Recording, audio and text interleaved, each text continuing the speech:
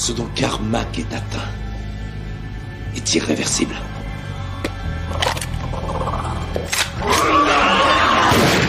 Parce que ce dont Carmack est atteint en réalité, c'est de décès.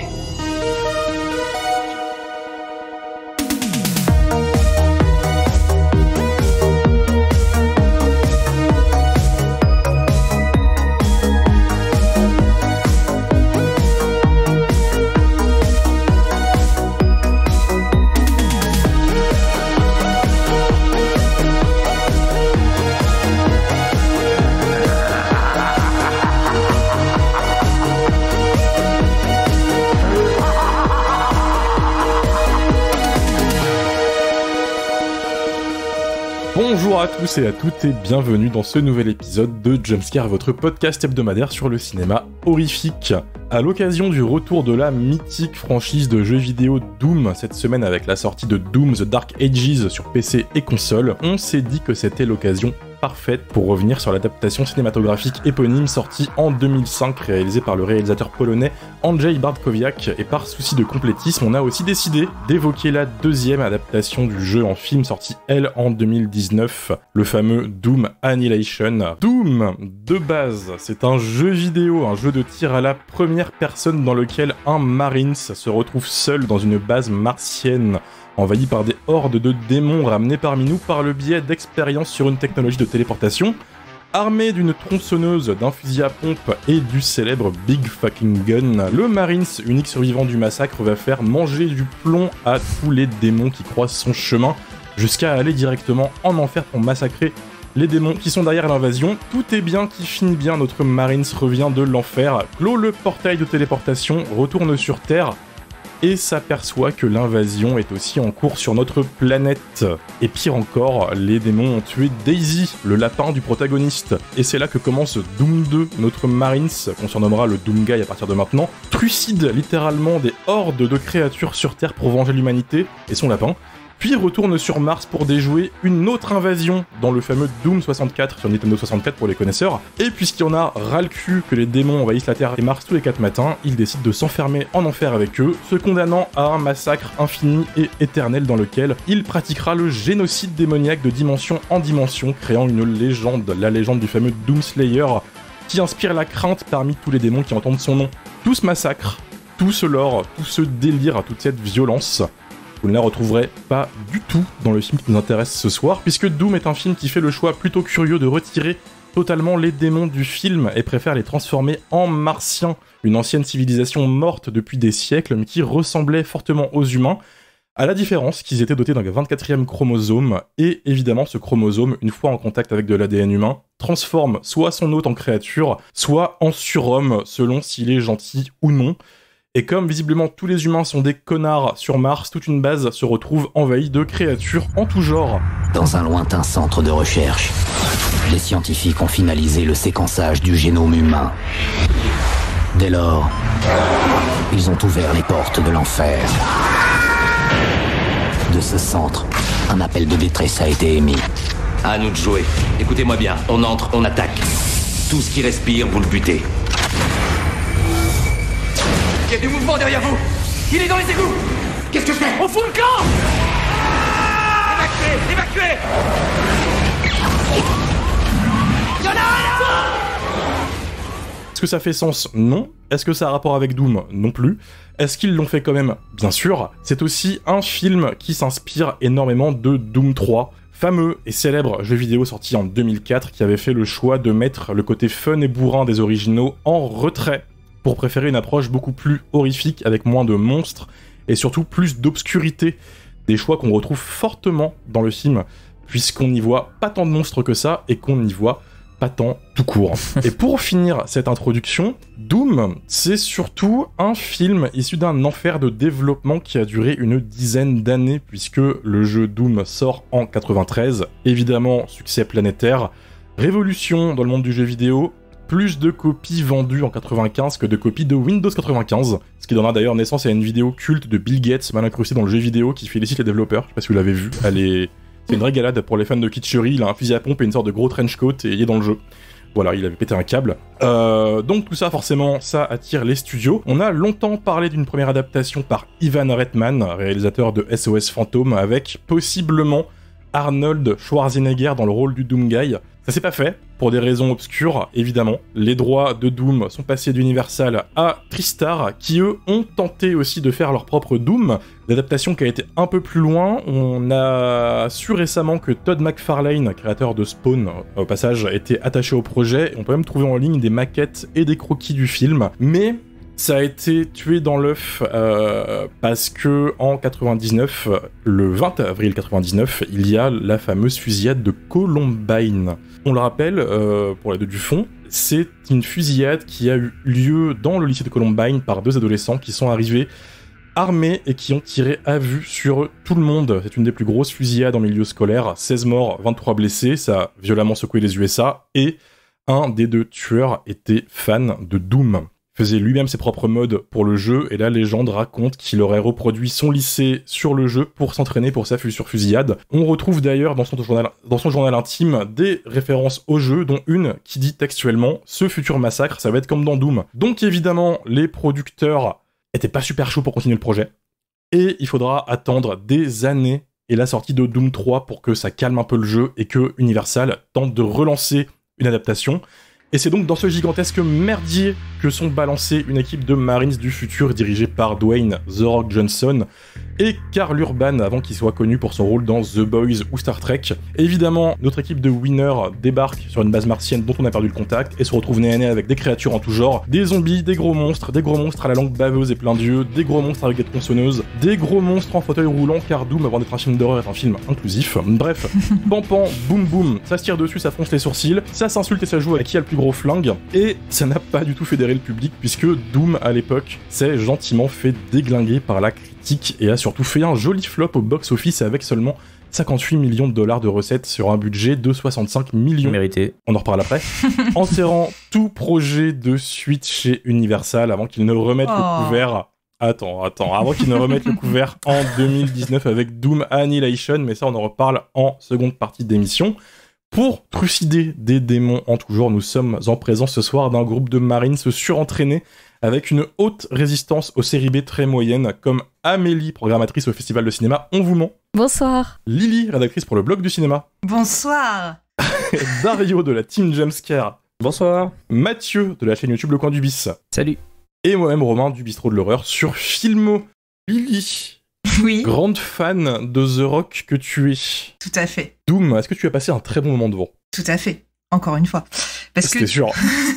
Doom, à mon sens, c'est le chaînon manquant entre Alien de Ridley Scott et Virus de John Bruno. Oula. Avec un scénario profond sur l'évolution de nos sociétés, sur la colonisation spatiale et sur les dérives scientifiques qui conduisent à la destruction de l'humanité. Des sujets encore aujourd'hui au cœur de l'actualité.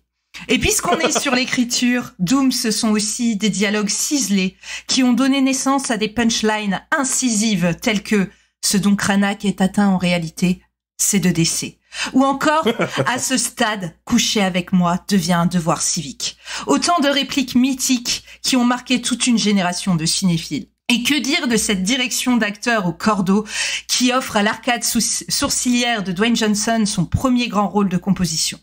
Le début d'une carrière finalement avec cette caractéristique physique qui s'apprête à imprégner toute une filmographie d'acteurs et que l'on doit, il est important de le rappeler, bien plus à Doom qu'au Roi Scorpion. J'en viens à présent à ces décors plus vrais que nature, un espace magnifié et si bien géré par la caméra de Bart Kowiak que nul ne se doute qu'il ne s'agit en réalité que de 2 pièces et d'un couloir. De ces studios de cinéma où la magie opère, et cette magie, elle opère aussi à travers les effets numériques d'un bon goût sans nul autre pareil et dont la beauté n'accuse pas le poids des années, même 20 ans après. Bon alors, plus sérieusement... Évidemment que je n'érige pas Doom en chef-d'œuvre, mais cela dit, je l'apprécie vraiment pour les raisons susmentionnées, de manière un peu moins améliorative. Mais il a une dimension parc d'attractions un peu raté, un peu neuneux, que j'aime beaucoup. Très certainement parce que moi, quand il est sorti, j'avais jamais entendu parler du jeu vidéo Doom. Et je savais pas du tout que c'était une adaptation. et je m'en battais les couilles, mais d'une force. Alors, ce qui a beaucoup gêné, c'est la scène en point de vue FPS, qui est le money shot du film, comme nous l'avait dit Chroma. Karim Debache, merci. Moi, la scène en point de vue FPS, elle m'a pas choqué plus que ça, même hors contexte. Au contraire, j'avais trouvé ça plutôt fun. D'autant plus, en fait, qu'aujourd'hui, le procédé, il s'est totalement détaché du référentiel jeu vidéo, puisqu'il y a même une scène FPS dans le dernier Bad Boys. Donc, je trouve ça a plus vraiment de sens de reprocher ça au film. Mais je comprends l'argument comme quoi les gamers se sont sentis insultés parce que les adaptations de jeux vidéo en film les ont longtemps pris pour des gros beaufs amateurs d'actionneurs ou de films d'horreur au rabais. Mais s'ils n'en sont pas le public, il existe pourtant bel et bien un public pour ce type de divertissement. Et je suis ce public. Voilà. Je prends un plaisir fou devant ce type d'hybride entre films de science-fiction, d'action et d'horreur. Voilà, comme dit, moi j'aime beaucoup Virus, ce qui sont des choses finalement assez lisibles, sans prise de risque ni grand effort d'écriture. Mais est-ce que c'est si grave? Après tout, s'il existe la tarte aux pommes et la tarte aux sneakers, il existe aussi... on l'a déjà eu, tu l'as déjà servi cette tarte. Ouais. Non, mais il existe aussi un entre-deux, où on a finalement la flemme. Non, c'est l'entre-deux, c'est quand on a la flemme de cuire le gâteau, et qu'on décide de manger la pâte à cookies crue à même le saladier. Voilà. Et Doom, tu sais que c'est pas bon, mais t'y vas quand même. Voilà, c'est ça. C'est trop gras, trop sucré, pas fini et indigeste. Mais on peut pas s'empêcher de finir tout le bol. Voilà. Et de temps en temps, je trouve qu'on a tous besoin d'un petit plaisir régressif. Et pour moi, Doom, c'est ça. C'est beau. Je pourrais pas le dire plus joliment, surtout que moi, c'est premier degré. Merci, Paris. Dario, je suis sûr que toi aussi, tu as passé un excellent moment devant Doom, et je suis sûr que tu vas être aussi gentil avec le film que Lily. Alors, juste avant de parler de Doom, vous savez que moi, dans Jumpscare, j'ai tendance à ajouter un petit peu de storytelling quand je parle. On se souvient tous du piège que je vous avais tendu avec Komodo. Je tiens à dire aux auditeurs de Jumpscare que ce soir, c'est mon anniversaire et que personne ne me l'a souhaité. Oh, joyeux anniversaire! C'est aujourd'hui ton anniversaire? C'est aujourd'hui mon anniversaire, personne ne me l'a souhaité. Voilà. Mais bon anniversaire! Cette ambiance, vous vous rendez compte de cette ambiance? Joyeux Doomiversaire! Quand j'ai vu à midi que personne me l'avait souhaité, je me suis dit ok, ça sera super pour l'épisode.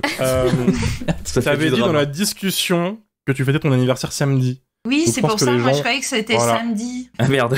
Bon, tu me le souhaiteras samedi, du coup, quand ce sera plus mon anniversaire. Enfin bref, c'est moi qui suis triste ce soir, c'est pas vous. Je suis triste parce que j'ai dû regarder Doom et Doom Annihilation. Donc j'avoue que je vais être un peu plus salé que Lily, hein, on va pas se mentir, pour changer, vous me direz. Moi, je suis joueur de Doom, je suis pas un expert de Doom comme Romain, je sais pas du tout tous fait, mais j'en ai fait pas mal. Donc je comprends l'essence de Doom, et je l'ai résumé en une seule phrase.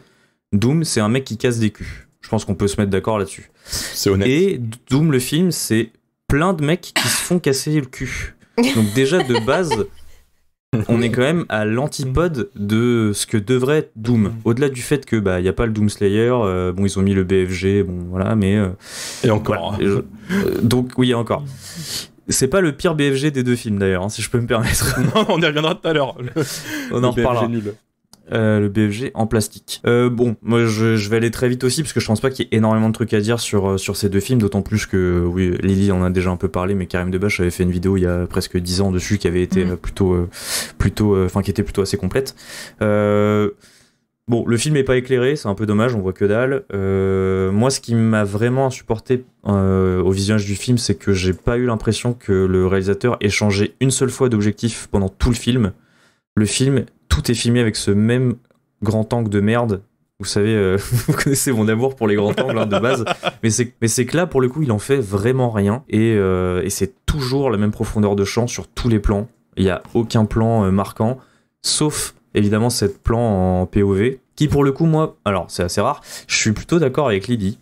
Je trouve que, même si elle a pas vraiment sa place dans le film, si elle est là, c'est juste... parce que c'est une adaptation de jeu vidéo, mais je trouve qu'il y a quand même un truc un peu cool dans cette séquence, même si je trouve qu'elle manque de nervosité et un peu de violence, que je la trouve un peu trop longue.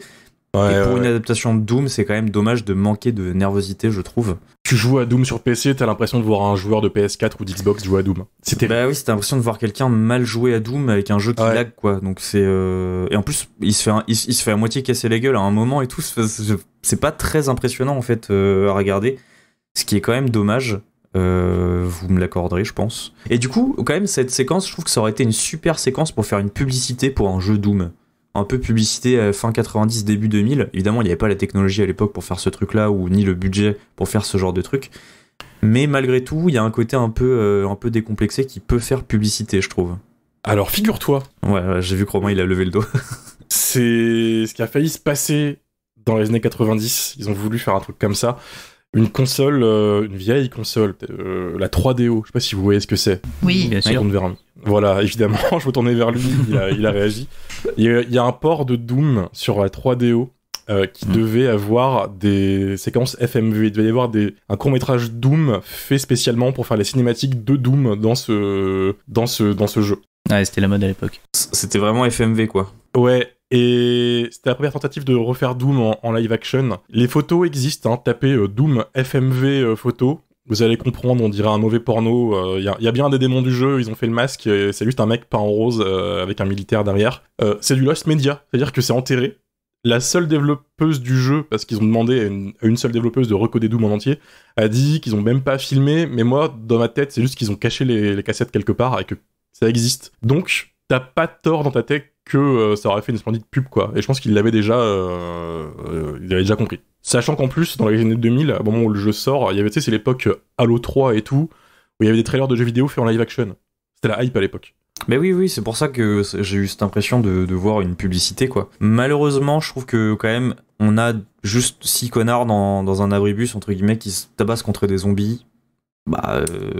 Moi j'étais là pour voir en vrai du démon, je m'en fous de The Rock personnellement, surtout que c'est le film, comme tu l'as si bien dit Lily, où The Rock se trouve enfin en tant qu'acteur et voilà, il joue encore aujourd'hui comme il joue dans Doom en 2006. Karl Urban, j'ai beaucoup de sympathie pour lui, et Rosamund Pike aussi, je l'aime beaucoup, mais ça se voit qu'ils en ont rien à foutre, je trouve, et je pense qu'ils auraient pu sauver un peu le film, mais malheureusement ils ont décidé d'en avoir rien à foutre. Karl Urban, c'est pas trop de sa faute, son personnage il est vraiment oui, neutre, quoi. Ils sont pas aidés, quoi. Bah ouais, c'est ça. Karl Urban, ça aurait été un super Doomslayer, je pense. Vous avez vu Dredd, j'imagine. Ah ouais, Dredd. Si on avait eu un Doomslayer à la Dredd avec Karl Urban, bah ça aurait sauvé le film, honnêtement, je pense. Voilà, c'est un film qui a été fait par un tâcheron, qu'on n'a pas grand chose à foutre de son film, ni du matériau d'origine, parce que même si il adapte Doom 3, Doom 3 c'est peut-être le moins Doom de tous les Dooms. Moi, je me fais chier devant ce film, en fait, et je comprends pas non plus le gimmick du téléporteur avec une bulle d'eau, là. Pitié. Il y a un nanomur aussi. Le nanomur, je trouve ça génial. Le nanomur, tu peux le remplacer par quoi ? Une porte. Voilà. Ouais, non, franchement. C'est littéralement une porte. Le nanomur, je trouve que c'est une des rares bonnes idées du film. C'est du coup qu'elle emprisonne un zombie et tout, c'est cool. Ouais. Et que t'as la préparation paiement avec je déteste les nanomurs. Un peu obvious, mais c'est un peu marrant, quoi. T'as dit un truc marrant, Dario, sur le fait que le film n'est pas éclairé, que le chef-op a fait de la merde. Le chef-opérateur, Tony Pierce Roberts, a bossé sur plein de films. C'est le chef-opérateur de Astérix et Obélix contre César. Voilà. Je tenais à le souligner. Ça n'a aucun sens. Qu'est-ce qu'il est venu foutre là ? C'est le premier. Hein, le Claude Zidi. Ouais. Ouais, le Claude Zidi. Donc un homme multitâche qui clairement s'adapte à tous les projets. Ça marrant. C'est mieux éclairé que Doom.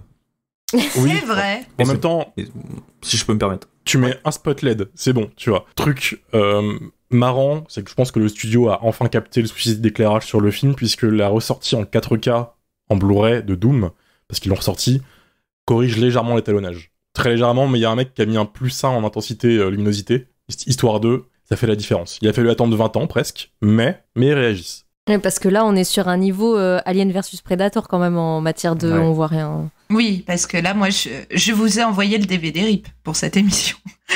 Voilà. Mathieu, Doom, qu'est-ce qu'on en pense ?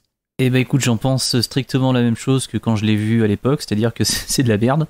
Et vraiment, ça m'arrache le cœur de lire ça, parce que vraiment, pour avoir connu Doom à l'époque, enfin en tout cas au moment où c'est sorti, faut quand même rappeler que, enfin comme tu l'as dit un petit peu Romain tout à l'heure, le truc c'était une révolution. C'était pas le premier jeu en espèce de fausse 3D, là où tu dégommais des monstres en 2D dans des couloirs interminables. Avant ça, de la même équipe, il y a un jeu qui s'appelait Wolfenstein 3D. Mais le moment où le monde entier a pété un câble, enfin en tout cas les gamers, sur un jeu très précis, c'était Doom, c'était 93. Et en fait, quand tu jouais à ce truc-là, tu t'enfermais dans ta chambre et pendant des heures et des heures et des heures. Et quand tu allais te coucher et que tu fermais les yeux, tu continuais en fait à voir des couloirs devant toi, et tu continuais à tirer au fusil à pompe ou au BFG sur des monstres en fait qui apparaissaient dans ton sommeil, quoi.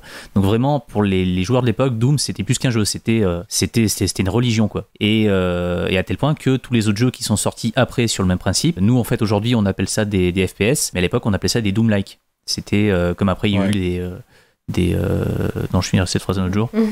Enfin bref, voilà, je vais pas vous faire l'histoire des jeux vidéo, mais Doom à l'époque c'était vraiment une révolution. Et le truc c'est que pendant très longtemps on a eu des adaptations de jeux vidéo qui étaient au mieux passables, au pire absolument lamentables, mais à partir de la fin des années 90, début 2000, on a eu coup sur coup les Resident Evil qui étaient à peu de choses près pas bon, enfin, ça fait un petit peu illusion au tout début, puis après ça s'est vite cassé la gueule. On a eu les 2 Tomb Raider avec Angelina Jolie qui étaient là aussi pas terribles. Il y a eu Hitman que tout le monde a oublié, hein, avec Timothy Olyphant, réalisé par Xavier Jeance de mémoire, où il y a eu gros soucis sur le tournage. Le film est pas terrible. Il y a eu Max Payne aussi qui était une catastrophe. Il y a eu Tekken, alors pas le film avec Liam Neeson mais l'autre. Dans tous les cas, voilà, c'est pas bon. Il y a juste peut-être Silent Hill, enfin sûrement même Silent Hill qui surnage au milieu de tout ça. Et Dead or Alive. Il y a UV Ball. Il y a Dead or Alive, oui. Il y a UV Ball qui enchaîne les catastrophes. Bref, voilà, on n'était pas forcément très gâtés en matière d'adaptation de jeux vidéo. Et moi, quand je vois que Doom, donc un truc absolument révolutionnaire, une espèce de marqueur générationnel, culturel, enfin tout ce que tu veux, va être adapté sur un grand écran, je me dis putain, enfin, merci. Parce que là, il y a pas grand chose en termes d'adaptation à faire, faut juste foutre un Doom Guy dans des couloirs avec des monstres en face, il faut qu'il y en ait plein les murs, quoi. Et là, je vois qu'il y a The Rock. Et là, je me dis, bon, The Rock, il est rigolo avec ses gros muscles et tout et son sourcil mystique là, mais moi c'est pas ça que j'ai envie de voir. Moi ce que je veux en fait c'est de la tripaille, c'est des monstres, c'est des coups de fusil à pompe. Faut que le film il envoie, quoi. Et au niveau de la communication, tu l'as dit, il y a eu quelques photos, quelques trailers, quelques trucs, mais c'était surtout axé sur ce fameux moment de vue à la première personne. Et là, j'ai senti d'entrée de jeu que ça pue la merde, quoi. Ça sentait vraiment pas bon. Et quand j'ai vu le film, en fait, il s'est passé exactement la même chose que ce qui s'est passé il y a quelques jours en arrière quand j'ai revu le film quasiment 20 ans plus tard. C'est-à-dire qu'en fait, c'est un film sur le moment où tu dis ouais, ok, ça passe. Mais par contre, après, il faut faire un effort de dingue pour se rappeler ce que tu as vu. C'est vraiment un film qui s'oublie instantanément. Alors déjà, comme on l'a dit, parce qu'on ne voit rien. Et deuxièmement, parce que c'est une espèce de cahier des charges de tout ce qu'il faut pas faire pour adapter un jeu, quoi. Minute 1, on a des espèces de clins d'œil en mode coup de coude de ouf dans les côtes, en mode t'as vu, je connais les noms des mecs en fait qui ont fait Doom, tu vois, il y a John Romero, il y a Karnak. Karnak en fait, voilà, tu vois, c'est le nom du personnage, le premier personnage qu'on voit dans le film, quoi. Ouais, bon, ça part pas super bien. Ensuite, il y a le titre qui apparaît à l'écran. Bon, coup de bol, en fait, le logo est exactement le même, donc là au moins ils sont pas foirés. Mais après, on a premier plan après ce logo, on a The Rock de dos avec ses gros muscles et son sourcil. Et là, je me dis, ah, il y a peut-être un truc. C'est peut-être, si c'est le Doom Guy, c'est peut-être pas un mauvais choix, quoi. Si on n'a pas eu Schwarzenegger, peut-être que The Rock, ça peut faire son petit effet, quoi. Or, il refait un petit peu la même chose qu'avec la Momie 2 et quelques autres films, c'est-à-dire qu'au début, tu sais pas trop sur quel pied danser, et puis après, tu te rends compte qu'en fait, c'est le méchant. Moi, ça me fait un peu souffler. Et comme on l'a dit, Karl Urban en tant que Doom Guy, c'était une excellente idée, sauf qu'en fait le film n'en fait absolument rien. Je me suis rendu compte, enfin en tout cas j'avais oublié qu'il y avait dans le film aussi Rosamund Pike qui n'a absolument rien à défendre si ce n'est d'être la fille du film, voilà. Oui, point final, ça s'arrête là. Oui, littéralement. On a Richard Brake, donc une gueule, enfin vraiment un des grands habitués du cinéma d'horreur des années qui viendront après Doom, qui joue souvent chez Rob Zombie. Ça fait partie des gueules qu'on n'oublie pas. C'est probablement le meilleur personnage du film Or, le réalisateur, encore une fois, lui fait faire absolument n'importe quoi. Il y a une scène où en fait il se balade dans des espèces de conduits avec de la flotte un peu partout. Richard Brake tombe dans un trou, reste dans ce trou pendant un petit moment, on se dit c'est bon, il est mort, il va y passer ou quoi. Il y a peut-être des monstres qui vont arriver, il ne se passe absolument rien. Il ressort du trou et la seule explication qu'il donne c'est je suis tombé dans un trou. Il y a rien, il y a même pas de monstre qui arrive, c'est juste ça sert juste à rajouter 2 minutes à ce film de merde. Richard Brake tombe dans un trou, il en sort, il dit je suis tombé dans un trou et hop ça continue. C'est vrai qu'il n'y a même pas de blague. Non, il n'y a pas de blague, il y a rien, c'est zéro. Le truc c'est que voilà, on ne voit rien. On attend pendant 45 minutes qu'il y ait des putains de monstres qui arrivent, et encore, c'est même pas des démons, c'est des espèces de zombies de merde qui sont éclairés avec le cul. Et le truc, c'est que quand il commence à y avoir quelques...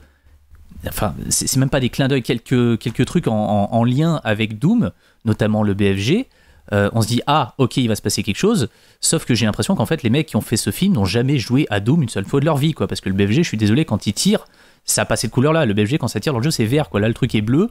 Non, déjà ça va pas. Bref, comme je l'ai déjà dit, on ne voit absolument rien.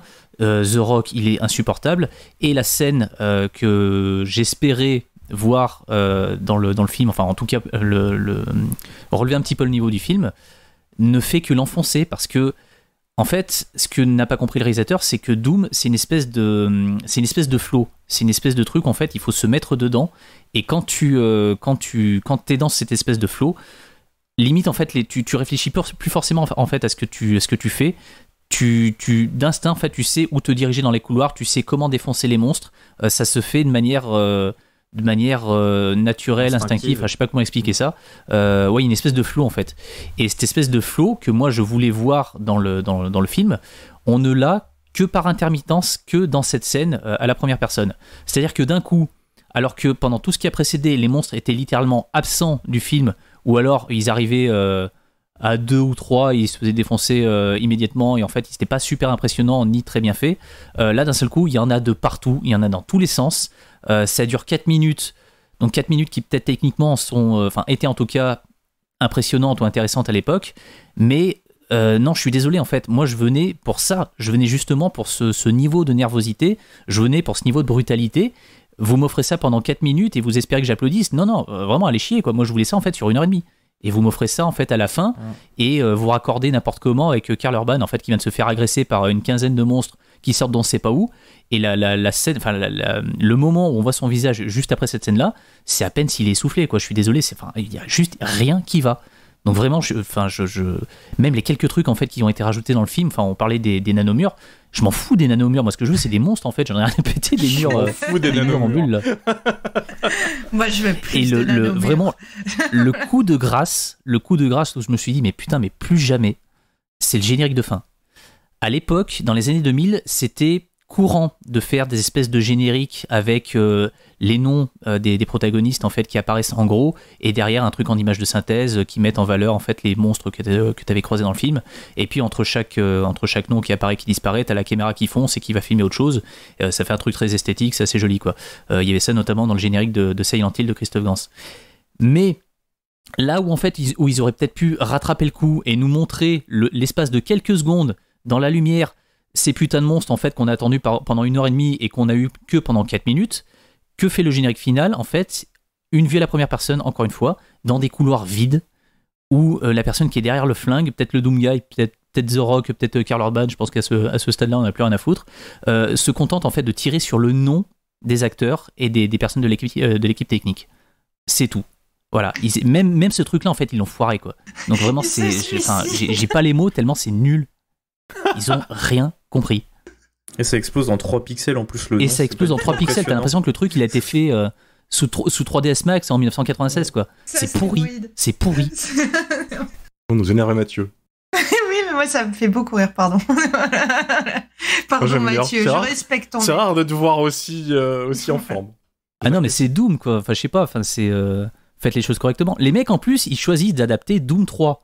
Le truc le plus casse-gueule qui soit, le truc en fait le moins Doom en fait, comme l'a dit Dario tout à l'heure, mais dans lequel en fait il y a un semblant de scénario. Or là le scénario il est nul, ils ont juste pas compris le truc.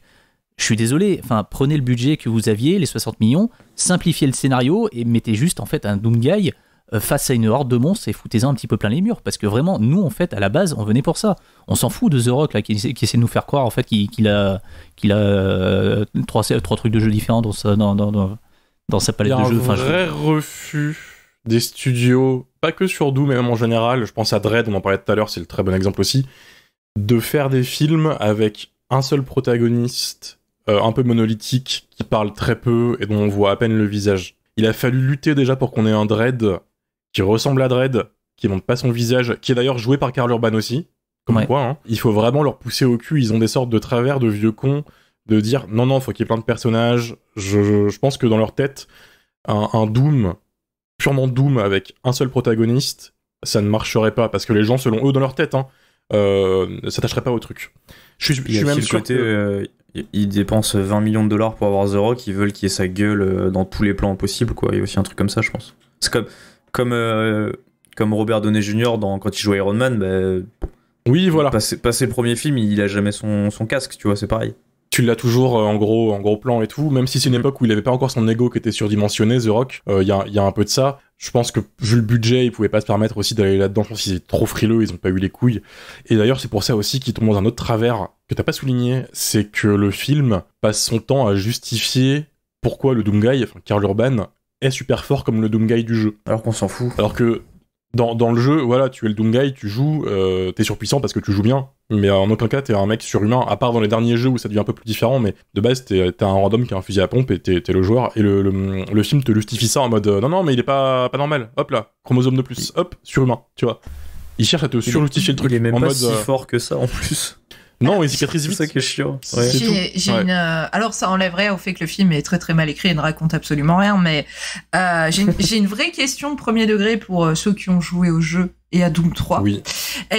Alors moi, ma seule expérience du FPS, c'est House of the Dead, je crois. Je suis pas sûre. Où en fait, t'as vraiment juste des zombies qui défilent à l'écran et tu tires, quoi. C'est voilà, il y a pas de rail shooter. C'est un rail shooter. Ouais. C'est pas la même chose. C'est pas la même chose. Bah voilà, vous parce voyez que tu te déplaces pas en fait dans l'espace, c'est le jeu qui se déplace lui-même. Voilà, ok. C'était sur des rails. Donc voilà, vous voyez mon niveau. Du coup, est-ce que vraiment dans Doom 3 il y a un scénario profond? Est-ce que c'est simple à adapter? Ma vraie question c'est est-ce que finalement il y a de la matière pour faire quelque chose? Oui. Okay. Bon, à profond, faut le dire vite. Doom 3, c'est juste que c'est un jeu qui est très cinématographique dans l'éclairage, dans sa manière de montrer les choses, et il est super bien fait. À l'époque, c'était une grosse tuerie visuelle en fait. Le jeu est cinématographique. Quand t'avais le PC à l'époque pour pouvoir le faire tourner, parce que dans 95% des cas, c'était pas le cas. Hein. C'était un truc de ouf. Moi, j'étais comme un dingue quand j'ai pu mettre la main dessus, mais résultat, le truc il était en 2 FPS.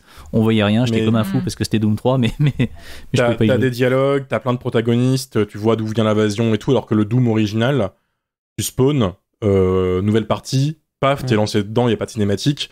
Les rares trucs que tu vois en dehors de toi quand tu joues, c'est des textes à l'écran qui te disent « Ah, bravo, maintenant tu passes à cet endroit-là », tu vois, c'est plus rien à voir. Doom 3, c'était une petite révolution à l'époque, pour le coup. Et je peux comprendre que le studio se soit dit, on va tenter d'adapter ça parce que c'est beaucoup plus visuel et cinématographique.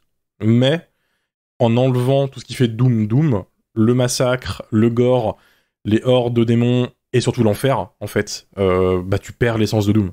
Et c'est con, parce que je trouve que le film fait très souvent référence à des thèmes religieux ou infernaux. T'as un Marines qui est fou de... c'est Goat, celui qui parle de démons sans arrêt, de religion. C'est ce scarifie, là. Ouais, ce scarifie des crucifix sur le bras. Il se tape la tête à un moment parce qu'il se transforme et t'as 2 petites cornes au niveau des hématomes qui se forment. Le chromosome qui définit... C'est mon axe, ça monsieur. Ouais. Ah, vas-y, prends. Rouler sur ma partie. Désolé, pardon. Je ferai mon tunnel tout à l'heure. Prends Amélie, prends la parole. Donne ton axe. Mais dis donc Amélie, Doom. Justement, je trouve que vous êtes très ingrat parce que vous avez quand même une adaptation de la Divine Comédie de Dante avec un catcheur. Oh, la phrase elle est folle. C'est pas donné à tout le monde. Enfin, je veux dire, voilà. Parce que effectivement, Doom, ça, c'est une. On peut voir ça comme une adaptation de Dante, étant donné que c'est une progression dans des niveaux avec des démons. Je parle du jeu, ce qui est littéralement l'enfer de Dante en fait, c'est-à-dire qu'il va de cercle en cercle de l'enfer avec à chaque fois des démons différents. Donc pour moi, Doom, Dante, même truc. Et effectivement, comme tu le disais, Romain, Doom, ça concentre énormément de références culturelles et religieuses. On dirait pas comme ça, mais on a un personnage qui est effectivement très religieux, mais il y a des références à l'enfer et pas seulement à l'enfer catholique, parce qu'on a aussi, c'est pas pour rien que par exemple ça se passe sur Mars. Mars, c'est le dieu de la guerre, donc il y a une sorte de concentration comme ça de légendes, de mythes et tout ça qui se concentrent dans Doom. Donc Doom, quand même, il y a des c'est pas que un truc de bourrin. Ils ont cherché, en tout cas les créateurs du jeu vidéo ont cherché à aller chercher des références un petit peu autres pour alimenter, même si c'est un FPS, alimenter leur mythologie et leur univers. Et je pars sur un truc très sérieux comme ça, parce que s'il y a un truc que j'adore profondément dans Doom, c'est son côté hyper premier degré qui me tue de rire. C'est-à-dire qu'on est dans une époque, effectivement, où il y a beaucoup d'adaptations de jeux vidéo, et comme l'évoquait Mathieu. Et en fait, même si on prend les joueurs pour des bourrins et que souvent ça les vexe, il y a aussi un truc qui est qu'on fait des adaptations hyper serious business de tous les jeux. On est vraiment premier degré, il n'y a aucune ironie, il n'y a aucun recul. Exactement l'inverse de ce qui se fait aujourd'hui, par exemple avec Minecraft ou des trucs comme ça. Si on adaptait Doom aujourd'hui, ce serait un genre de Deadpool bizarre où le personnage il tire dans tous les sens et il fait des blagues sur le fait qu'il est en train de tirer dans tous les sens, et il casserait le 4e mur pour faire des clins d'œil aux spectateurs. Où aujourd'hui on est dans une ère ironique, post-ironique même, où on fait du même sur du même sur du même. Alors qu'à cette époque, on est hyper premier degré, et c'est à la fois la force et la faiblesse du film, c'est-à-dire qu'il essaye de tout expliquer et de tout surexpliquer, comme par exemple cette histoire de chromosomes supplémentaires qui n'a aucun sens, parce que c'est pas parce que t'as un chromosome supplémentaire que t'es une espèce plus évoluée. Pour rappel, la fougère en a 1440. Par rapport à... Peut-être que la fougère est supérieure à nous. Hein. Mais la fougère, à communiquer avec elle, on peut pas savoir, Amélie. La fougère évolue depuis des centaines depuis l'aube des temps. Hein. C'est très très ancien, la fougère. Donc effectivement, elle a eu le temps de développer plein de trucs. Mais sur la fougère, juste Amélie, je te coupe. Juste, c'est une info que tu as vérifiée avant, ou tu le sais depuis longtemps et t'attends un moment pour le placer, cette info-là. Je ne répondrai pas. Je suis fougérologue en fait dans la vie. L'alligator a très peu évolué, au contraire. Voilà. La banane a 11 chromosomes. Voilà, vous le savez. Mais du coup, ce côté très sérieux, par exemple, tu sais, il y a le moment où le Doom Guy regarde à travers des stores, et en fait, il se rappelle du moment où ses parents sont morts, tu vois, et il y a le soleil qui tombe un petit peu sur son visage à travers les stores, et son collègue lui dit « c'est ici que c'est arrivé », et lui il fait « oui, mais j'ai pas envie d'en parler ». Et en fait, il y a plein de trucs comme ça, de références, parce que ses parents archéologues sont morts sur Mars, et sa sœur, elle est archéologue aussi, enfin on sait pas trop, parce que même elle a pas l'air de trop savoir ce qu'elle étudie sur cette base, et tout est expliqué de façon extrêmement rationnel. Du coup, j'adore en fait, j'adore que le film se prenne très au sérieux, parce que du coup, ça me permet, moi, en grosse connasse que je suis, de moi me moquer du film. C'est-à-dire que si le film n'a pas d'humour sur lui-même, moi je suis là pour en avoir pour lui. Et du coup, Doom, c'est un plaisir coupable, parce qu'on dirait juste un épisode de Stargate SG1, mais pas ouf. Où effectivement il y a très peu de monstres, il y a très peu de violence, parce que je pense que ils ont pas voulu avoir une restriction de public trop élevée. Ils ont voulu toucher le maximum de pouvoir, en tout cas pas être rated R ou un truc comme ça. Donc il y a très très peu de violence dans le film, ce qui est un peu con quoi pour un FPS où t'es censé dézinguer des monstres. Et ils se sont dit attends, mais on va faire comme Alien quoi. On va tout mettre dans le noir, on va supposer que la menace est là dans les couloirs, mais même les personnages, ils n'ont pas l'air d'être particulièrement inquiétés par ce qui leur arrive. Ça rend tout très bizarre, et tout le monde a l'air de s'en foutre de ce qui se passe. Et moi j'adore ce truc.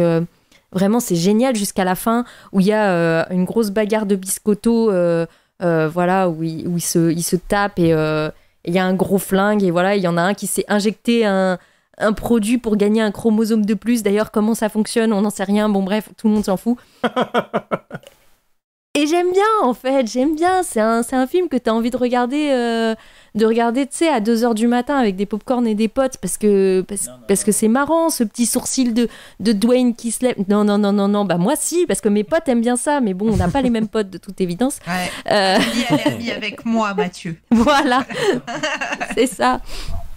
Et en vrai, moi, j'aime bien. Il y a un côté nostalgique. C'est un peu une capsule temporelle de son époque où on faisait des adaptations de jeux vidéo en essayant d'être vraiment premier degré dans ce qu'on fait. Ça marche pas. Il y a tout qui est raté. Mais je sais pas, moi, je trouve que c'est rigolo, quoi. J'ai envie de me moquer de ce film, mais avec un petit peu de tendresse. Voilà. Sachant que ce fameux chromosome qui définit si t'es gentil ou méchant, là, on sous-entend que c'est peut-être par rapport à l'âme. Le côté religieux, il est là, tu vois. Enfin, il gratte du doigt sans arrêt, sans aller dedans, c'est super frustrant. Mais ça, c'est dans le jeu? Du coup, tout le délire sur l'enfer et tout?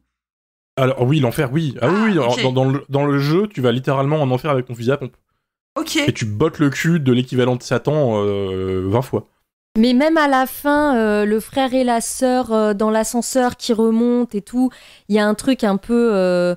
tu vois, dans les mythologies grecques ou romaines, c'est souvent, c'est souvent un couple de frères et sœurs qui sont les dieux principaux. Il y a un truc un peu mythologique comme ça, où ils vont rebâtir l'humanité. Enfin, en tout cas, ils sont la suite de l'humanité. Il y a des trucs vraiment de l'imagerie religieuse à peu près de partout. Après, je dis ça dans chaque épisode, les gens ils vont se dire que je suis une sorte d'ayatollah bizarre. Non, mais... C'est bizarre parce que je peux comprendre que ne pas montrer l'enfer ou tous les démons du jeu, ça aurait été trop cher. Parce qu'il y a beaucoup de designs différents, et l'enfer, c'est quand même un gros bordel, etc. Mais pourtant, je me dis, si le petit frère du film, Doom Annihilation, l'a fait, alors il l'a fait, faut le dire vite, qu'est-ce qui les en a empêchés? Est-ce qu'il y a quelqu'un de trop frileux par rapport à l'imagerie religieuse? Est-ce qu'ils avaient peur de choquer les chrétiens? Alors que, bon bah en soi, c'est chrétien, hein, tu combats Satan, tu vois. Mais je me suis toujours questionné, et en fait, je rêverais de rechoper le réalisateur et de lui dire qu'est-ce qui s'est passé. Parce que je peux comprendre que tu changes le ton de l'adaptation, je peux comprendre que tu rajoutes des personnages, je peux comprendre que tu veuilles simplifier l'ensemble pour une audience qui joue moins et tout, même si je trouve que c'est une connerie. Pourquoi, par contre, ne pas avoir juste dit que c'est des démons? Même sans montrer l'enfer. C'est des démons, ils sortent d'un portail. Ok, nickel. On met une vision pourrie de l'enfer à la fin de 2 secondes, et on n'en parle plus, quoi. Tu vois, je sais pas. Ça me rend ouf. Mais c'est que déjà aux États-Unis, t'as pas le droit de dire enfer à la télé, donc tu sais, c'est compliqué. Ouais, bah, c'est ce que je pense aussi. Et... Mais t'as pas dit que dans le jeu, il découvrait que l'invasion arrivait sur Terre? Si, Doom 2, tu vas sur Terre. Ok, mais du coup c'est logique dans le film, non? Alors, oui et non. En fait, la fin du jeu Doom 1, tu reviens de l'enfer après avoir buté le Spider Mastermind, qui est un peu rapidement la tête pensante de l'invasion, et la Terre est envahie. Et je pense que s'il y avait une suite au film, qui avait été teasé par un producteur, si ça marchait bien, ça aurait été ça. D'accord. Le portail, là, la bulle géante bizarre qu'il trouve, aurait été ouverte. Il y aurait un mec chromosomé qui aurait survécu et qui aurait infecté des gens, etc. Mais c'est dans un univers où le film, il a marché. Donc on peut que supposer. Ça a été un gros flop, et les fans ont rejeté en bloc, parce qu'en fait, je pense que les fans auraient accepté le film s'il y avait l'enfer. La plupart des fans du jeu... Il aurait fallu que ce soit un genre de hardcore Henry, mais en enfer, en fait, pour que ça fonctionne, je pense. Mais ça aurait été fou, ça aurait été fou. Vous voyez ce que c'est, hardcore Henry? Ouais. Hardcore Henry mélangé à John Wick, en enfer, avec des zombies, c'est bon, on n'en parle plus. Et vous pouvez plier ça comme il faut. Il y a toute une dimension que j'ignorais derrière ce film, hein, parce que moi, je suis juste venu voir Dwayne Johnson, c'est tout. Ah oui, mais bien sûr. De questions. Et le Gary Busey pas cher. Ah voilà, qui est marrant.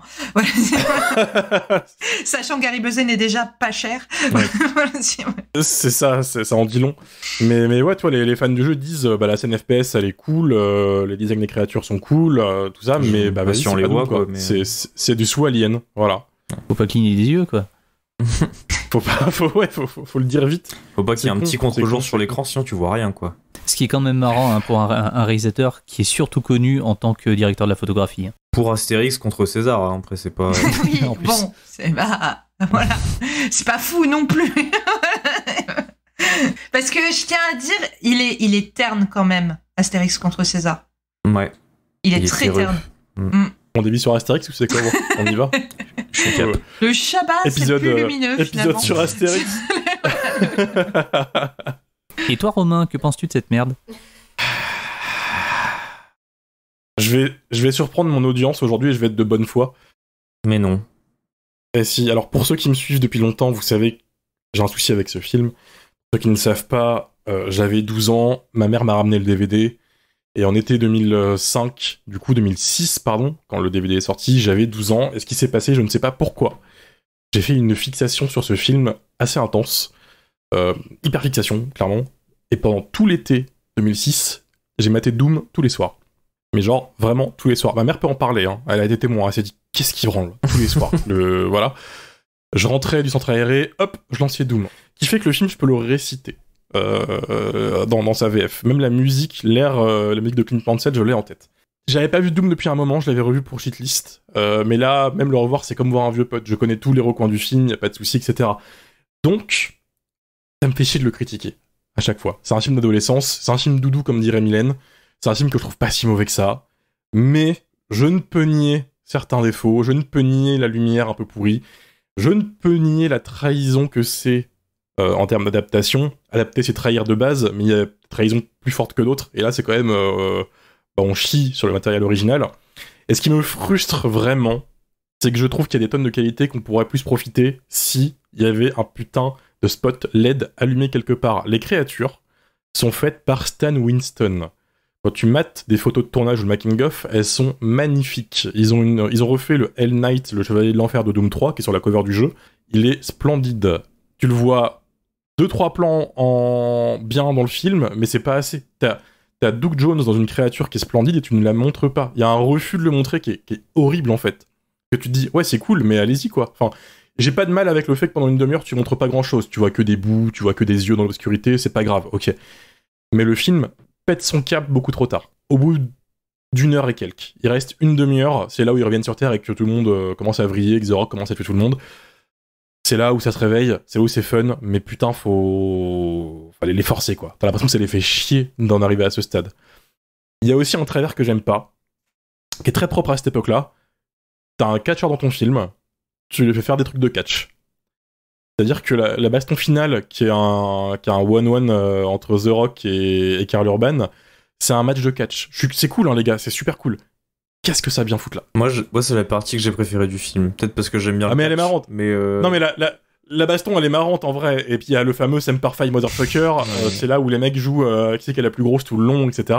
Mais putain, c'est dur quand t'es fan de Doom, quoi. C'est dur, sachant que juste avant, tu les vois tirer au BFG. Alors, le BFG, parlons-en. Le point BFG, pour ceux qui ne connaissent pas le jeu, Lily, et pour les auditeurs auditrices, c'est l'arme ultime du jeu. C'est un gros machin, t'as peu de munitions, tu tires une bastos verte, ça déraille tout le monde. Il y a plus un ennemi en face de toi. Et là, c'est un peu un lance-plasma nul, tout mou. C'est le Blue bleu. Fucking Gun, là, au lieu d'être le Big Fucking Blue Fucking Gun, exactement. Et ils tentent de te le justifier en mode, ouais, c'est un Bioforce Gun, etc. On s'en bat les couilles, vraiment. Tirer sur des trucs avec, on le voit même pas tuer quelqu'un, ce Big Fucking Gun. Il tire sur des murs. Des nanomurs. Ouais. Des nanomurs. C'est ça, tu vois, putain. C'est trop dommage. Et Romain, à chaque fois qu'on regarde un film qui est nul et que toi tu défends, c'est de la faute de ta maman, j'ai l'impression. Faudrait qu'on discute avec ta mère, à mon avis. Je pense qu'il y a des choses qui sont pas claires. Hein. Je la ramènerai dans Jumpscare un jour et je lui ferai payer. Ouais. Alors après, à chaque fois, c'est pareil. C'est pas elle qui m'a forcé à mater Doom pendant 2 mois. Hein. C'est vrai. Non. C'est moi qui rentrais, je faisais mon petit kiff. C'est ton cerveau reptilien qui t'a dit, Doom, ce soir. Peut-être un trouble quelque part. Si quelqu'un est psychologue dans l'audience, je suis preneur de toute aide. Bref. Néanmoins, je trouve que c'est une série B conne, plutôt bien foutue sur certains aspects. Je suis fan des sourcils de The Rock, moi aussi. Karl Urban, je l'adore. J'ai toujours cru en lui. Je suis très content qu'il perce enfin avec The Boys, parce que c'est un bête d'acteur. Et même si là, il est pas aidé par son super script de mec un peu ténébreux, un peu émo et tout, je l'aime bien. Et les personnages secondaires sont tous complètement cons. Portman, le gros porc, en haut de la liste. Non, c'est le meilleur. Ouais. Il est tout en haut de la liste, en fait, parce que c'est le meilleur personnage et c'est le seul qui prend des bonnes décisions dans le truc. C'est le seul qui est à peu près correctement écrit, quoi. Et qui paye pour ça, malheureusement. Et même si j'admets que c'est pas foufou, le niveau est pas génial, c'est loin d'être la grosse merde qu'on dit. Moi, je rejoins la team Lily et Amélie. C'est très regardable. C'est voire même, j'ose même le dire, plutôt fun par instant.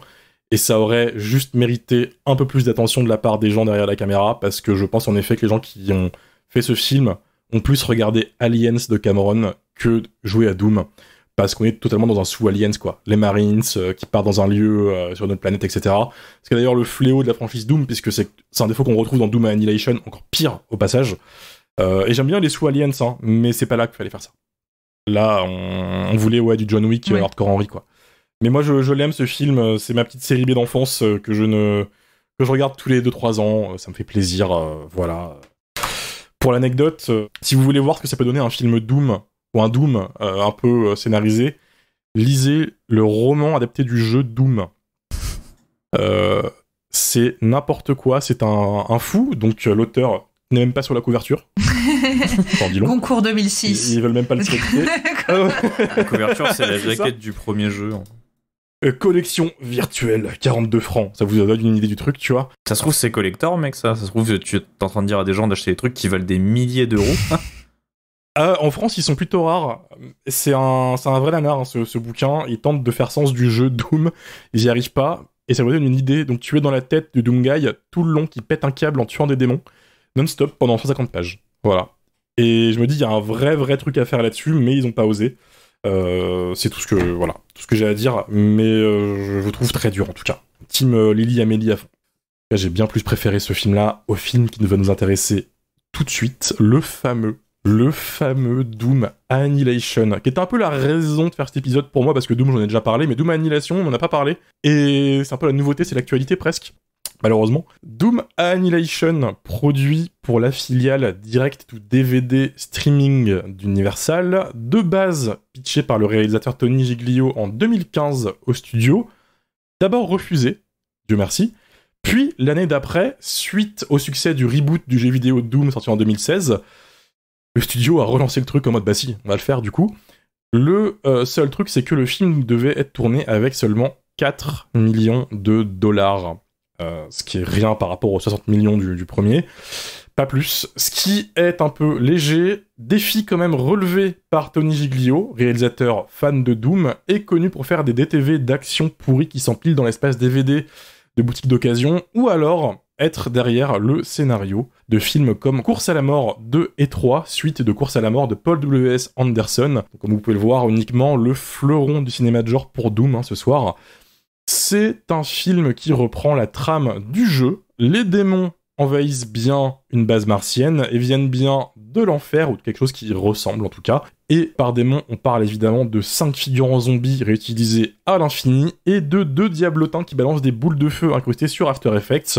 Mais c'est assez pour venir à bout de notre groupe de Marines qui est venu essayer de régler la situation. Cette fois, pas de The Rock, pas de Karl Urban, même pas de Doom Guy, puisque notre protagoniste est une Doom Girl, qui se nomme, attention, Jeanne d'Arc. Jeanne d'Arc, D-A-R-K. Bonjour, bienvenue sur Skyblog, on est en 2008. Évidemment, référence à Jeanne d'Arc, bref, cherchez pas trop. Notre bonne Jeanne débarque avec ses potes, les Marines, sur la base martienne. Pam pam, boum boum, ça fronce les sourcils à nouveau. Ça joue encore à qui a le plus gros flingue, sauf que cette fois avec 10 fois moins d'argent, ce qui n'empêche pas le film d'être étrangement plus ambitieux que son grand frère, puisque dans les 10 dernières minutes du film, on va littéralement en enfer dans une séquence quasiment entièrement en CGI, séquence dans laquelle ont dû disparaître environ 3 millions des 4 millions de budget, je pense.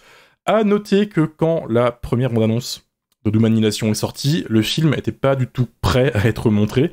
Ça a lancé une grosse vague de haine hyper violente envers l'équipe du film et envers le film, à tel point que Bethesda, le studio qui développe le jeu, a tweeté dans l'heure qu'ils avaient aucun rapport avec le film. Donc le film a été abandonné par tout le monde avant sa sortie, donc bonne ambiance. Dario, hier, quand tu t'es maté le film, t'as envoyé un message dans la envie de crever. Discussion de groupe. En fait, ouais, il y avait un long silence dans la discussion de groupe et d'un coup on a juste reçu Dario qui a dit « Putain, Doom Annihilation ».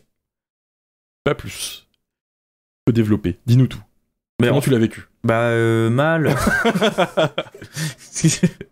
C'est littéralement s'il y a des Mylène Movies, il y a des anti-Dario Movies, et ça c'est le cas quoi. Parce que c'est un direct to DVD, donc déjà c'est pas trop pour moi parce que J'ai pas trop j'ai du mal à apprécier des trucs que je trouve très moyens ou plutôt médiocres. Et là, j'avoue, j'ai eu envie de canner. Surtout que cette fameuse séquence là, les 10 dernières minutes dont tu parles, Romain, bon, elle est pas très bien, mais il y avait matière à faire des trucs, je trouve. Et c'est un peu ça résume bien Doom au cinéma, je trouve. C'est que c'est pas ouf et ça aurait pu être mieux, quoi. C'est-à-dire que cette séquence, quasiment entièrement faite en images de synthèse, c'est hyper bien fait. Vraiment, c'est quasiment photoréaliste, je trouve, le passage en enfer, le démon qui se forme, etc. Et à ce moment-là, quand le démon commence à se former, il parle, etc., et qu'il y a tous les autres paradémons qui foncent au ralenti. C'est quasiment un film de Zack Snyder, hein. Je déteste Zack Snyder. Il court au ralenti vers la caméra, il y a un petit silence, je me dis dans ma tête, ok, si là ils mettent du métal et que Jeanne d'Arc, elle chope un flingue et qu'elle bute tout le monde au ralenti ou à vitesse réelle, ça sauve le film. Manque de peau, elle se casse. Donc bon, c'est dommage, mais vraiment, elle se casse au ralenti en plus, donc c'est super naze. Oui. Comme l'a dit Lily quand on parlait de Doom tout à l'heure, il y a encore cette volonté de faire de l'UAC, de Doom, une espèce de Wayland Yutani, mais très vite fait, c'est-à-dire qu'ils en parlent très vite fait en mode oui, des corporations au tout début et un petit peu vite fait dans le film, mais il y a aucune envergure politisante, je trouve, de ce truc-là. C'est juste, oui, c'est une corporation avec le point levé, quoi. C'est tout. C'est juste ça. Ça s'arrête là. Donc il y a aucune profondeur, il y a même pas Karl Urban qui en a rien à foutre ou Rosamund Pike qui en a rien à foutre pour sauver le film. Si Doom 1 le Doom avec The Rock était pas du tout éclairé, celui-ci c'est beaucoup trop éclairé, c'est-à-dire que tous les couloirs sont remplis de LED de toutes les couleurs. Surtout que moi ce qui me pose question, c'est que dans le scénar du film, ils sont pris par le temps parce que la base n'a plus de batterie. Mais tous les putains de couloirs, ils sont éclairés. Oui. S'ils étaient moins éclairés, bah ils auraient plus de temps déjà, tu vois. C'est logique. Putain. J'aurais dû y penser finalement. Et ils nous disent, oui, il reste 29 minutes avant qu'il n'y ait plus de batterie sur cette base. Bah éteignez les couloirs, je sais pas. Il y a 12 000 LED sur chaque couloir. Bon, évidemment, je tire sur l'ambulance parce que bon, c'est en réalité un espèce d'épisode de série sci-fi qui fait 1h30, quoi. Ouais. Ça a pas vocation à être plus que ça, je trouve. Et en plus, ça se termine sur un cliffhanger absolument dégueulasse où on voit le dernier. Je spoil le film, moi, j'en ai rien à foutre, je spoil le film. Il y a un portail dans le film, un portail qui mène vers l'enfer. La meuf revient du portail de l'enfer et là. Tous les scientifiques disent « Ça va aller, madame, ça va aller ». Il la drogue parce qu'elle est en train de devenir folle parce qu'elle revient des enfers. Et là, le portail bouge. Générique. À part crier à l'aide, j'ai pas grand-chose à dire de plus. Si, quand même, le département costume du film, je sais pas combien ils avaient de budget, mais à mon avis, c'était que dalle parce que ils ont juste des tenues de laser game. Le département paintball, hein, les Marines. Et ce putain de BFG en plastique, il a aucun poids, ça se voit comment elle le manie, etc. Il fait même pas 300 grammes le bordel, quoi. Alors que c'est censé être l'arme la plus puissante de l'univers Doom.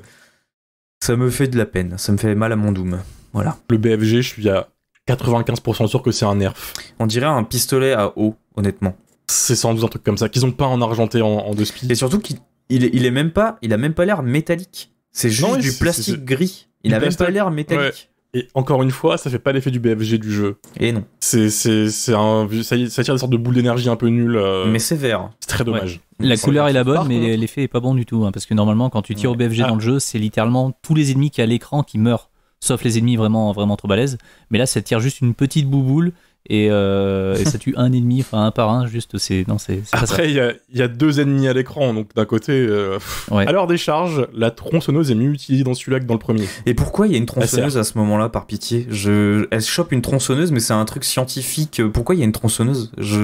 Mais c'est pas un truc d'autopsie là, je sais pas quoi. Non, c'est pas un truc comme ça, je sais plus. Non, non, mais je me suis dit pourquoi la tronçonneuse? Pour le coup, c'est peut-être la chose la plus fidèle au jeu vidéo parce que tu trouves la tronçonneuse partout dans le jeu. T'es en enfer, il y a une tronçonneuse. Ah mais c'est normal, en enfer il y a des tronçonneuses partout. Et des extincteurs. Lily, toi t'en as pensé quoi? Tu l'avais pas vu à l'époque? Non. Non, je savais même pas que ça existait. Mais par contre, alors ça m'a fait... Je confonds avec Hélène. Non, moi, ça m'a fait penser à un truc très précis et très obscur, qui était un téléfilm pour enfants d'espionnage façon Mission Impossible de Disney Channel, qui s'appelait, alors peut-être que parmi vous il y en a qui le connaissent, ça s'appelait Jet Jackson. C'était avec Lee Thompson-Young. Je sais pas si vous voyez Lee Thompson-Young, Rizzoli and Isle, il s'est suicidé malheureusement. Le choc mental. Voilà, et en fait ça m'a grave fait penser à Jet Jackson. Et Jet Jackson, que là je viens de taper sur internet, Jet Jackson, il est mieux noté que Doom Annihilation. Mais pourquoi ça te fait penser?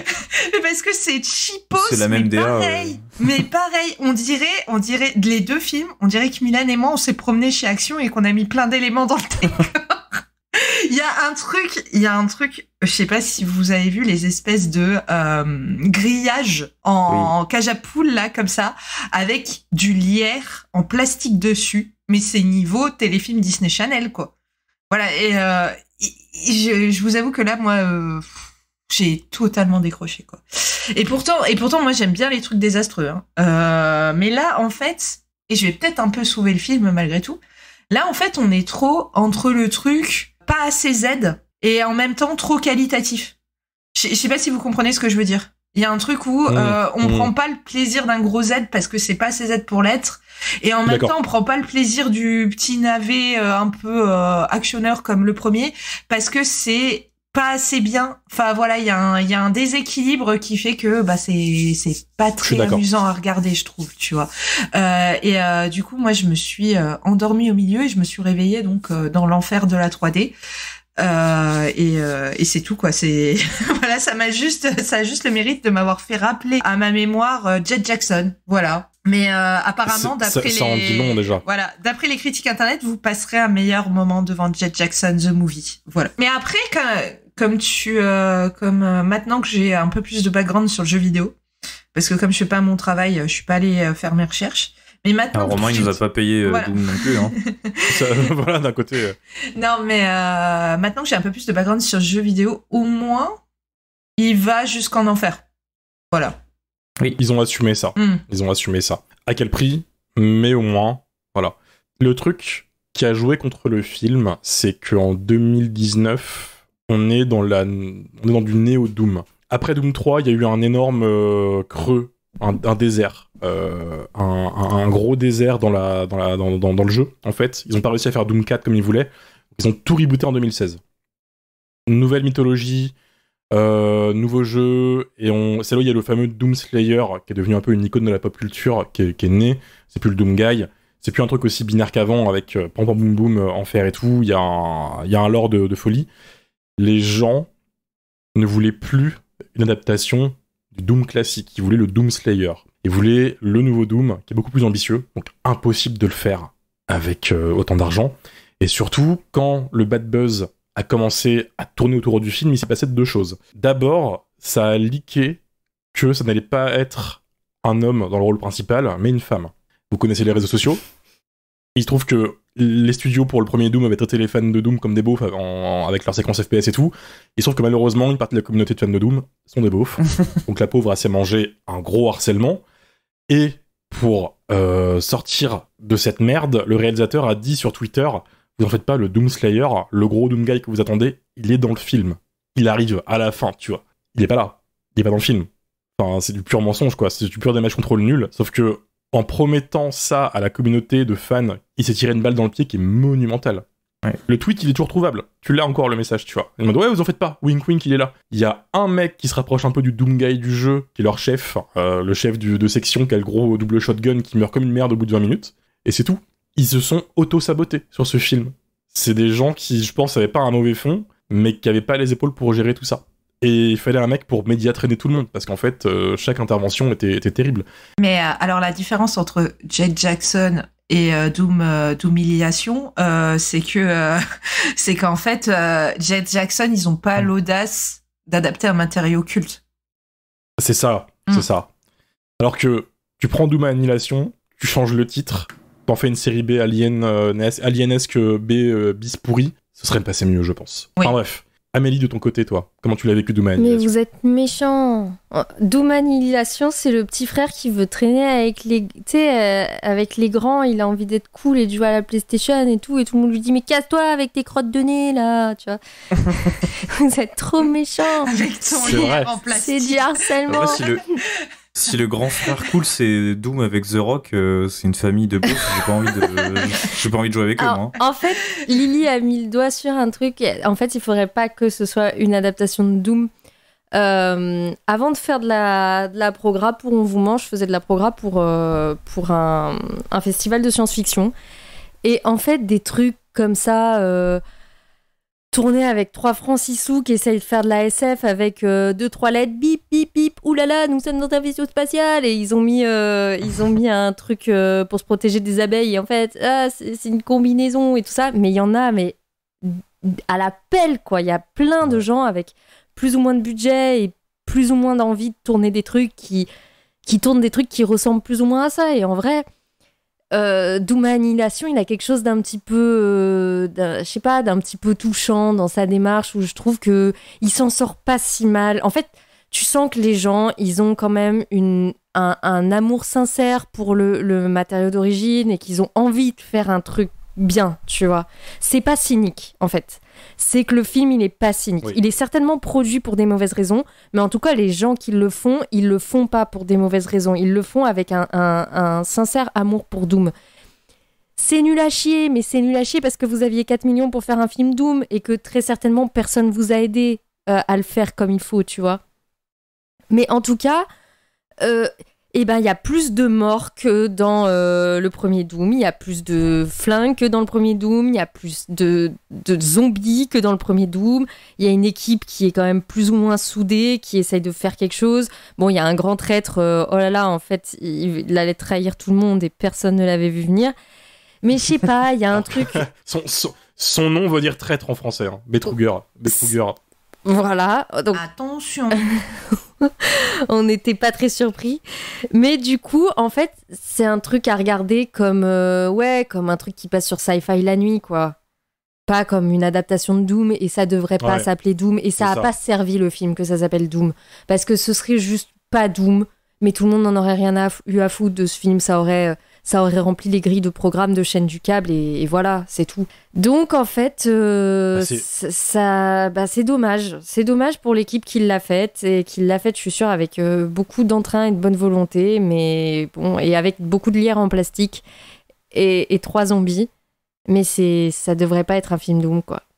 Et je pense que c'est parce qu'ils avaient vraiment les meilleures intentions du monde qu'ils ont très mal réagi aux réactions. Oui, c'est ça, c'est que c'est devenu épidermique après, c'est qu'ils se sont dit, quand tout le monde leur est tombé sur la gueule, ah mais non, mais on a essayé de faire un bon film Doom, et voilà, ça les a vexés, mais en même temps, je comprends aussi les fans, on t'annonce un film Doom, c'est ça. Enfin, moi aussi, ça me décevrait, quoi, c'est pas bien. Mais c'est pas bien, mais moi, je l'ai regardé et je me suis pas ennuyée, en vrai, je l'ai regardé avec un certain intérêt, j'avais envie d'aller voir jusqu'où ils allaient aller. La fin est plutôt surprenante dans ce qu'elle propose de ces monstres qui nous disent qu'on est les humains sont des grosses merdes, mais eux, ils ont l'air de vivre dans une utopie absolument incroyable, hein, ça a l'air formidable, leur monde. Bon. mais voilà, du coup, je le regarde avec de la tendresse, et je lui dis pas d'aller manger ses crottes de nez comme vous, quoi. J'essaie d'être sympa. Non, mais t'as raison, je trouve. Ils auraient dû faire un court-métrage, quoi. Avec le même budget. Ou un truc bien Z. Je pense, franchement, assumer le manque de budget et l'absence de direction d'acteur. Quoique, je dis absence de direction d'acteur, mais je trouve que vraiment, c'est un des trucs que je sauve du film. Je trouve qu'ils jouent plutôt pas mal. Pour ce que c'est. Voilà, je trouve qu'ils y croient. Ça sent qu'ils y croient. T'as pas l'air d'accord, Romain. C'est compliqué quand même, par instant. Ah mais je trouve que Jane Darkness, elle a quand même envie de faire la Doom Girl, quoi. Ah mais elle a envie, mais elle y arrive pas. Voilà. Ouais, c'est pas parce qu'elle a envie qu'elle le fait bien. Hein. Non mais ils y croient. Voilà, c'est ce que je dis. Je pense qu'ils y croient. Après, je pense que dans les 2 Doom, c'est pas la faute des acteurs.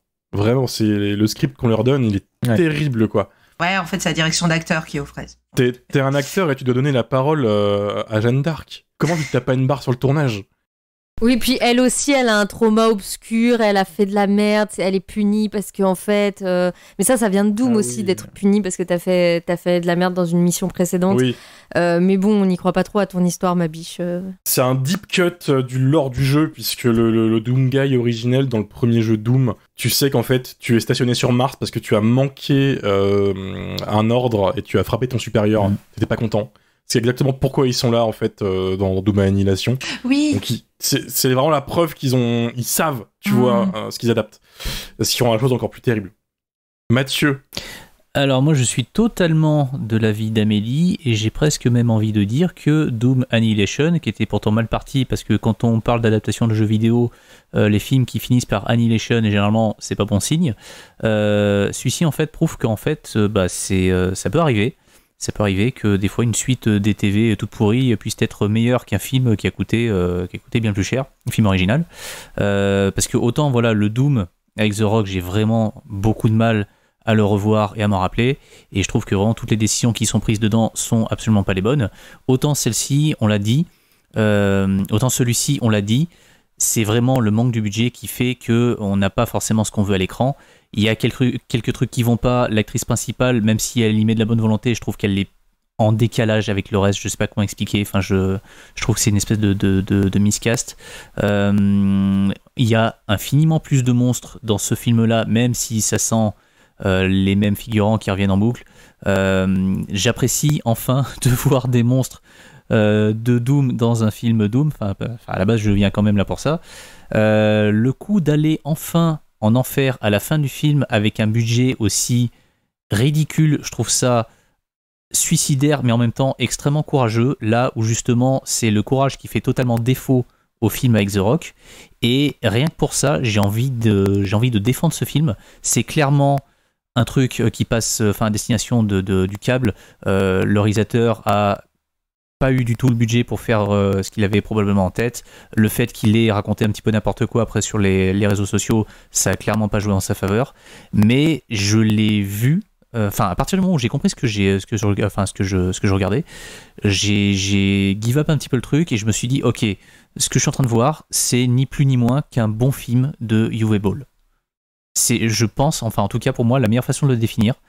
C'est pas bien, mais c'est divertissant. C'est mieux que le premier film, ça n'a pas beaucoup de budget, c'est très con, on sent que vraiment ça tient avec du scotch et de la ficelle, mais ça fait le café quoi. C'est vraiment, je l'ai vu comme si Uwe Boll avait enfin réalisé un bon film adapté d'un jeu vidéo quoi, ni plus ni moins. J'ai quand même un gros respect pour le move d'avoir claqué tout le budget pour 10 minutes à la fin. Ouais, mais c'est ce qu'on voulait voir depuis des années en fait. Mais est-ce que c'est vraiment comme ça que tu voulais le voir adapté au cinéma ? Ou en film, pardon, vu que c'est un téléfilm ? Ah mais moi c'était une partie de ce que j'espérais voir sur un grand écran. C'est-à-dire que la partie finale où t'as l'héroïne qui se retrouve en enfer avec pas mal de monstres en fait qui le courent après, très bien, parce que moi c'est encore une fois c'est ce que je veux voir, sur un écran. Qu'on soit en enfer, qu'on soit dans des couloirs, je veux un Doom Guy, un Doom Slayer, peu importe, qui affronte des monstres. Voilà, c'est juste, c'est très con, mais c'est juste ça. Et le film me l'offre uniquement à ce moment-là. Du coup, j'ai juste entreaperçu ce que j'aurais dû avoir si le film avait eu un petit peu plus de budget et si les producteurs, pour le premier film, avaient un petit peu mieux compris, en tout cas, le matériau de base. Mais justement, je trouve que tu le sauves parce que pour toi, le précédent a mis le niveau tellement bas. Voilà, mais est-ce que c'est vraiment... Est-ce que ça le rend meilleur ? Je crois pas, hein. Voilà. Non, fondamentalement, c'est pas un bon film. C'est une espèce de copie bâtarde de Alien le Retour. C'est pas un truc qui te laissera un souvenir impérissable. Ça se voit, ça s'oublie aussitôt. Mais j'apprécie en fait le courage qu'il a fallu avoir pour se dire ok, je vais réaliser Doom avec uniquement 4 millions et je vais, dans la partie finale du film, proposer carrément une séquence qui se passe intégralement en enfer.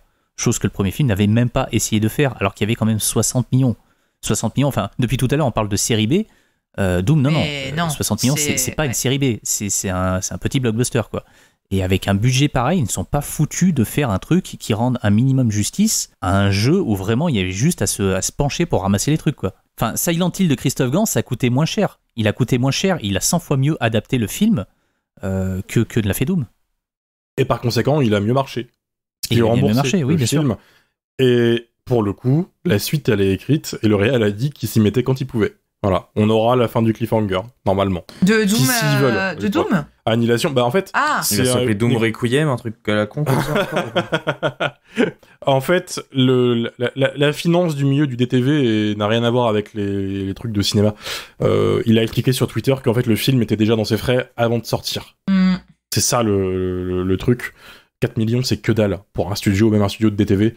Et donc c'est vite parti, que ce soit en DVD, en streaming. Et le film a eu une petite carrière sur le Netflix américain ou des plateformes SVOD. Donc en fait, Universal, ils ont directement dit, bah écris-nous la suite. Donc le scénario de la suite, officiellement, existe, est écrit. Et c'est un truc de planning. D'ailleurs, Amélie, t'as parlé de films faits pour remplir des plannings de télé. Bah, en fait, c'est exactement ça, il explique. Mais c'est pour remplir des plannings de sortie de DTV ou direct to streaming. Donc dès que ça apparaît sur le planning l'année prochaine, dans 2 ans, dans 3 ans, dans 5 ans, le mec, hop, il arrive et il le filme. À moins qu'un studio débarque et rachète les droits, ou que quelqu'un lance une nouvelle adaptation. Doom a repercé à fond récemment. Doom Eternal est un jeu qui a fait tellement parler de lui que je serais pas surpris qu'à un moment on décide de réadapter les nouveaux jeux avec plus d'argent et tout le délire. Ça ferait aussi un bête de film d'animation, enfin... Voilà, je sais pas qui pourrait faire ça, je sais pas qui pourrait faire un Doom actuellement, mais on n'est pas à l'abri en tout cas d'une suite de Doom à Annihilation. Voilà. Après, moi je trouve que de la dernière séquence, déjà, elle vient beaucoup trop tard, surtout que si tu passes 1h20 à regarder 3 pélos marcher dans des couloirs trop éclairés, à essayer de tirer sur des monstres qui crachent des boules de feu qui sont même pas bien traquées. Donc même si faut avoir des couilles pour faire la séquence de fin, et elle est plutôt réussie la séquence de fin, je trouve que ça suffit pas à sauver le film, et je vais me permettre une petite blague. L'enfer est pavé de bonnes intentions. C'est pas sur les intentions du film que moi je le juge, même si pas vraiment un film non plus, quoi. C'est vraiment plus un épisode de série télé, je trouve, moi. T'as préféré Annihilation ou le premier ? Je sais pas, la peste ou le choléra, mec, moi j'aime aucun des deux, mais vraiment, quoi, je préfère jouer à Doom je préfère jouer à Doom 2016, en fait. Pas de réponse. Esquive. Oui, mais parce qu'il n'y a pas de réponse, je déteste les deux pour des raisons différentes. Il y en a un qui est beaucoup plus cynique et où tu sens pas de passion, et un autre où tu sens la passion, mais tu sens pas la passion avec des dollars, quoi, tu vois. Donc mais s'ils avaient fait un court-métrage, par contre, je maintiens que ça aurait été super, avec le même budget. Et vous, le reste de la team ? Perso, je suis pas loin de préférer le second, de préférer Annihilation au Doom original, parce que vraiment, pour moi, ce film n'est que déception, quoi. Il y avait matière à faire quelque chose de fou, et ils n'en font absolument rien, hormis une petite séquence de 4 minutes, là, en vue à la première personne, qui te caresse dans le sens du poil, mais qui arrive beaucoup trop tard. Le deuxième, malgré tous ses défauts, malgré son manque d'argent, il a au moins cette sincérité que moi, je recherchais dans le premier film et que je n'ai pas eu. Mais malgré tout, ça reste quand même une espèce de DTV fait pour le câble, quoi. Mais Team Doom à Annihilation quand même. Ouais, même si c'est un film que je reverrai jamais, tu vois, je préfère d'une courte tête celui-ci. Tout en sachant paradoxalement que c'est pas un bon film. Amélie ? Oh bah Doom quand même, hein. Doom à Annihilation, je lui mets une petite tape dans le dos, quoi, mais c'est ce que je l'aime bien, tu vois. Non, je sais pas non plus jusque-là. Mais j'aime pas non plus Doom, sincèrement, tu vois, j'aime Doom parce qu'il me fait marrer et parce que j'aime bien sa take. Enfin, j'aime bien me moquer de Doom, mais je dis pas ouah, Doom c'est un chef-d'œuvre, tu vois, non plus. Mais je préfère Doom, quoi. Le choix sain, quand même, hein, faut le dire. Lily ? Ben, Jet Jackson, dans mon souvenir, c'était pas si mal. Oh putain. Et toi, Romain ? Doom 2005, aisément. Oui, c'est vrai. Même si je respecte Doom à Annihilation, comme l'a dit Mathieu, pour ses intentions. Voilà. Pour ce qu'il tente de faire. Je veux même pas imaginer la prise de tête que c'est de devoir se lever et de faire un film aussi ambitieux en se disant pertinemment, ça va être de la merde. Tu vois ? Je pense que pour l'assumer ça, c'est... Faut en avoir. Et j'ai un peu de respect pour ça. Voilà. Il y a très peu de trucs qu'on filtrait sur la production. J'aimerais bien, en fait, qu'il en parle plus un jour, le réal, pour voir comment c'est de tourner un film comme ça. Enfin bref, on va pas débattre indéfiniment sur ce film, je pense, ça vaut pas le coup. Merci d'avoir joué le jeu et d'avoir subi Doom à Annihilation. Je sais que certains ici y sont allés un peu difficilement, je dirais pas qui. Mylène y a été, et elle est pas là. pour en parler. Elle n'est pas revenue. Elle a fait les deux et elle est restée en enfer. Elle y est toujours. Elle tabasse du démon en enfer. Oh putain. Un coup de Pégase. Tous ces films de merde, c'est ça. La semaine prochaine, normalement, on parle de Destination Finale 6, Bloodlines. Si les cinémas le passent chez nous, puisque j'entends dire que c'est un peu compliqué niveau programmation, mais on va tout donner pour. Doom est très largement disponible en DVD, Blu-ray, sur Vinted, même en neuf et tout. Le Blu-ray 4K est introuvable. Doom Annihilation aussi très largement trouvable en streaming, en SVOD, en DVD, en Blu-ray. Et puisqu'on parle de DVD Blu-ray, Lily, ici présente, a récemment fait un bonus pour les éditions Rimini sur un film qu'elle aime bien, Body Trash, alias Body Melt. Tu nous en as déjà parlé. De quoi ça parle, Body Melt, dans les grandes lignes, Lily? Alors, Body Melt, c'est l'histoire d'un club de remise en forme, le club de Vimuville, qui répand sur une population pour tester les effets du produit une vitamine, le 69. Et malheureusement, ça va mal tourner. Voilà, les corps vont se déformer, vont exploser de manière plutôt dégueulasse. Voilà. Et du coup, c'est un film qui est classé à tort dans l'Aerobiexploitation.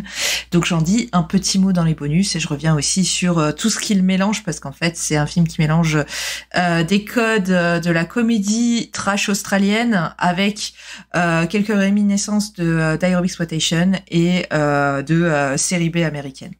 Parfait. Sorti chez Rimini Édition, 25€, il me semble.